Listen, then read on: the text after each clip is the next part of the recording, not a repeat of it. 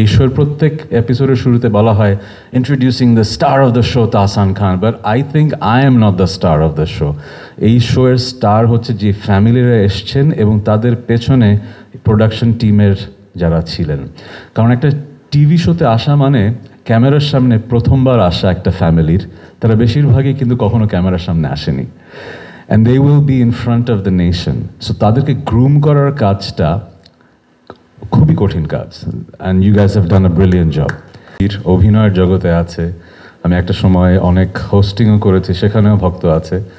So ওই সেগমেন্টের যারা দর্শক তারা আমাকে কমপ্লেন করে যে আপনি অনেক বছর টিভিতে কোনো কাজ করেন না, কোনো শো হোস্ট করেন না। আমি হয়তো সবসময় বলি যে শো হোস্টিংটা খুব একটা এনজয় করি না, এজন্য করি না। এই ইন্টারভিউতে আমি প্রশ্নের উত্তর আমি দিয়েছি, কিন্তু আসলে যে এনজয় করি না তা না।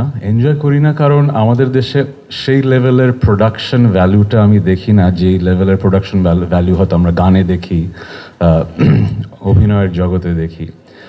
সেই লেভেলের কন্টেন্ট এবং ক্রিয়েটিভ কাজ হয়তো খুব বেশি হয় না। একটা সময় হয়েছে এনটিভি প্রতিকৃত, একসময় আমিও কাজ করেছি, অনেক ভালো কাজ হয়েছে, কিন্তু গত 10 বছরে there has been a paradigm shift. People have moved away from TV and to the phones. আমাদের অ্যাটেনশন স্প্যানও কম, আর এখন যুগটাই ডিফারেন্ট, কমপ্লেন করার কিছু নেই। সো এই প্রতিযোগিতায় হ্যান্ডহেল্ড ডিভাইসের সাথে প্রতিযোগিতায় টিভিকে অনেক বেশি ইন্টারেস্টিং, ক্রিয়েটিভ এবং হাই ভ্যালু প্রোগ্রাম ক্রিয়েট করতে হবে।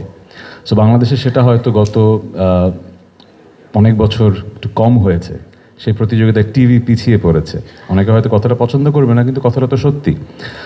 সো আমার এই খুশির কারণ হচ্ছে অনেক বছর পরে I feel like finally I have a team, a channel and a franchise that would create ripples throughout Bangladesh.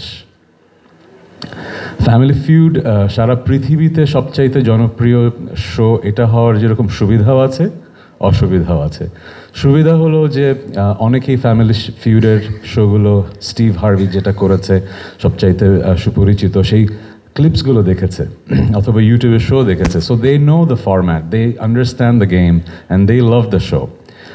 So তারা উন্মুখ হয়ে থাকবে বাংলাদেশে যখন শোটা আসছে দেখি কেমন হলো। ডিসঅ্যাডভান্টেজ হচ্ছে স্টিভ হার্ভি এত সুন্দর এক্সিকিউট করেছে, follow suit, how do you do that, right? So আমরা যখন একসাথে বসেছি রিসার্চ টিম, আমরা বলেছি যে আমরা শোয়ের ফরম্যাটটা তো অবভিয়াসলি এটা ফ্র্যাঞ্চাইজ, আমরা সেই ফরম্যাটেই করব, but I will not try to be Steve Harvey. আর সেটা আসলে বাংলাদেশে কাজও করবে না, কারণ আমেরিকান হিউমার আবার বাংলাদেশে কাজ করবে না। আমাদের দেশের মানুষ সেই হিউমার হয়তো পছন্দ করবে না। আমেরিকান টিভি শোতে একজন হোস্ট অনেক কিছু বলতে পারে যেটা আমরা কখনোই বলতে পারবো না। So I have to be myself. আমি তাহসান খান, আমি হোস্ট হিসেবে দুটো ফ্যামিলির সাথে I will bond with them, I will enjoy the time with them. এবং আমরা যদি এনজয় করি তাহলে যারা দেখছেন টিভির পর্দায় বা মোবাইলে হ্যান্ডহেল্ড ডিভাইসে, they will enjoy the show. That was the premise, and I thoroughly enjoyed the show.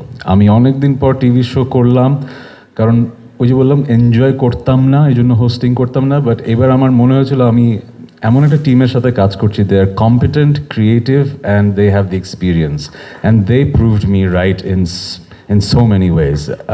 I am really grateful I worked with the exceptional team of Bongo and NTV and the production team. Amazing team.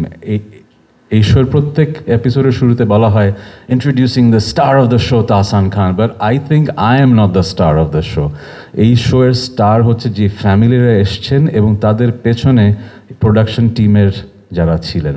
কারণ একটা TV শোতে আসা মানে ক্যামেরার সামনে প্রথমবার আসা একটা ফ্যামিলির, তারা বেশিরভাগই কিন্তু কখনো ক্যামেরার সামনে আসেনি, and they will be in front of the nation. So তাদেরকে গ্রুম করার কাজটা খুবই কঠিন কাজ, and you guys have done a brilliant job. আর আরেকটা স্টার হচ্ছে আমাদের রিসার্চ টিম। রিসার্চ টিমকে আমি আসলে ওভাবে করে ইন্ডিভিজুয়ালি নাম ধরে হয়তো চিনি না, কিন্তু I really admire their work. কারণ এই শোটা কিন্তু ডিপেন্ডস অন দ্য কোয়েশ্চেন্স। কোয়েশ্চেনগুলো আসলে কি, যারা এখানে আছেন তাদের ছোট্ট করে বলে দিই।